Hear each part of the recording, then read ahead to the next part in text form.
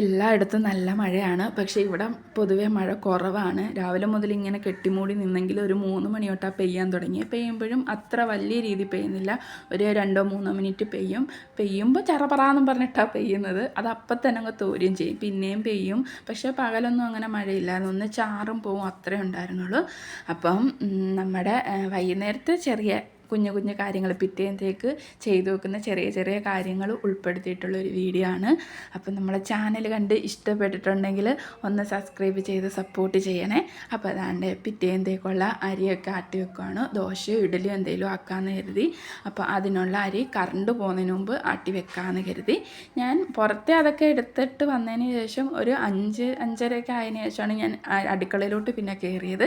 അങ്ങനെ അതാണ്ട് അരി 2 ട്രിപ്പായിട്ട് ആട്ടാമെന്ന് കരുതി. കാരണം ഒന്നാമത് മിക്സി കംപ്ലൈൻ്റ് ആണ്. ഓവർലോഡ് ആകുമ്പോൾ ഇത് നിൽക്കും. പിന്നെ ഞാൻ ഒത്തിരി ഇട്ട് അടിക്കുകയും തട്ടുകയും മുട്ടുകയൊക്കെ ചെയ്യണമെങ്കിൽ അത് പിന്നീട് ഓക്കെ ആവത്തുള്ളൂ. അപ്പോൾ 2 ഇട്ടങ്ങ് അരയ്ക്കാമെന്ന് കരുതി. കറണ്ട് പോകുന്നുണ്ട്. കറണ്ട് വരുന്ന ടൈമിൽ ഞാൻ ഇങ്ങനെ തയ്യാറായി നിൽക്കും. ഉടനെ കൊണ്ടുവന്ന് വെക്കും, അരയ്ക്കും. അങ്ങനെ എന്തായാലും പിന്നെ 2 വട്ടം പോയിട്ട് പിന്നീട് ഞാൻ അരച്ച് തീർന്നതിന് ശേഷം കറണ്ട് പോയത്. പിന്നെ ഒരു 6 മണിയൊക്കെ ആയപ്പോഴാണ് കറണ്ട് പോയത്. ആദ്യം ഞാൻ അരി മാത്രം ഇട്ട് അരച്ച അരിയും ഉഴുന്നും, നമ്മളെ പച്ചരിയും ഉഴുന്നും. 2ാമത്തെ ട്രിപ്പ് അതിനകത്ത് ചോറും ഞാൻ അരിക്കകത്ത് ഇട്ടിട്ടുണ്ടായിരുന്നു. അതെല്ലാം കൂടെ കൂട്ടി അരച്ചതിന് ശേഷം ദാണ്ട പാത്രത്തിലോട്ട് ഒഴിച്ച് വെക്കുന്നുണ്ട്. ഇനി ഇത് നല്ലോണം കൈയൊക്കെ ഇട്ട് ഇളക്കി മിക്സ് ചെയ്ത് വെക്കണം. കാരണം തണുപ്പായതുകൊണ്ട് തന്നെ മാവ് പുളിച്ച് ഈ ചൂട് കാലത്ത് പൊന്തി വരുന്ന അത്രയും രീതിയിൽ പൊന്തി വരത്തില്ല, തണുപ്പായതുകൊണ്ട്. അപ്പം അത്യാവശ്യം നല്ലോണമൊക്കെ ഇളക്കി വെള്ളമൊക്കെ ഒഴിച്ച് ഇളക്കി അത് മിക്സ് ചെയ്തൊക്കെ വെച്ച് അടച്ചു വെച്ചിട്ടുണ്ട്. രാവിലെ ആകുമ്പോഴത്തേക്ക് നമ്മളെ മാവ് റെഡി. പിന്നീട് ബാക്കി വന്ന പാത്രങ്ങളുണ്ടായിരുന്നു. അപ്പോൾ അതും കൂടെ അങ്ങ് കഴുകി വെച്ചേക്കാമെന്ന് കരുതി. അങ്ങനെ അതെല്ലാം പെട്ടെന്ന് തന്നെ കഴുകുന്നുണ്ട്.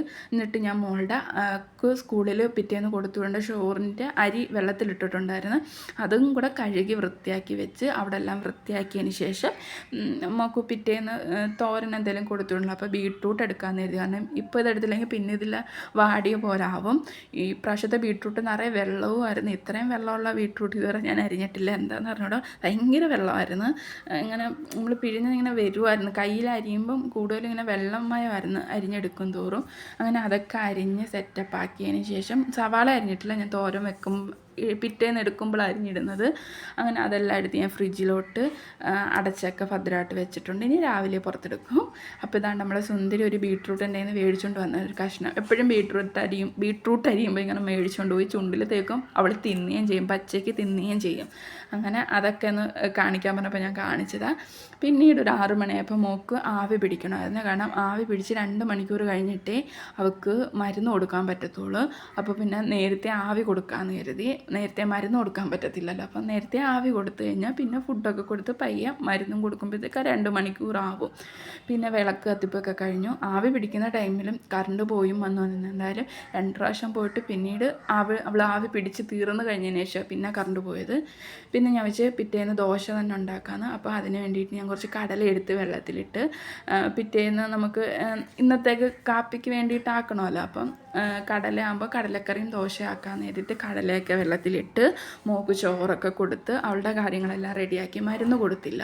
അവൾക്ക് ചോറെല്ലാം കൊടുത്തതിന് ശേഷം പിന്നെ ഞാനും ചേച്ചിയും ചോറ് കഴിച്ച് കഴുകാനുള്ള പാത്രവും കാര്യങ്ങളൊക്കെയാണ്. ഇതെല്ലാം ഇനി കഴുകി പറക്കി അടുക്കളയ്ക്ക് ക്ലീൻ ആക്കണം. അത് ചേച്ചിയുടെ ഡ്യൂട്ടിയാണ്.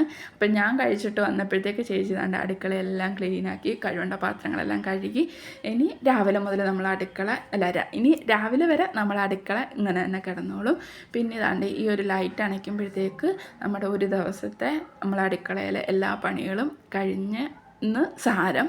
എന്ന് വെച്ചാൽ പിറ്റേന്നത്തേക്കുള്ള പരിപാടികൾ നമ്മൾ എല്ലാം ചെയ്തു വെച്ചിട്ടുണ്ട്. ഈ ലൈറ്റ് അണയ്ക്കുന്നതോടെ നമ്മളെ ഈ ഡോറും കൂടെ അടയ്ക്കുന്നതോടെ നമ്മളെ ഒരു ദിവസത്തെ വിശേഷങ്ങളെല്ലാം ഇവിടെ കഴിയാണ്.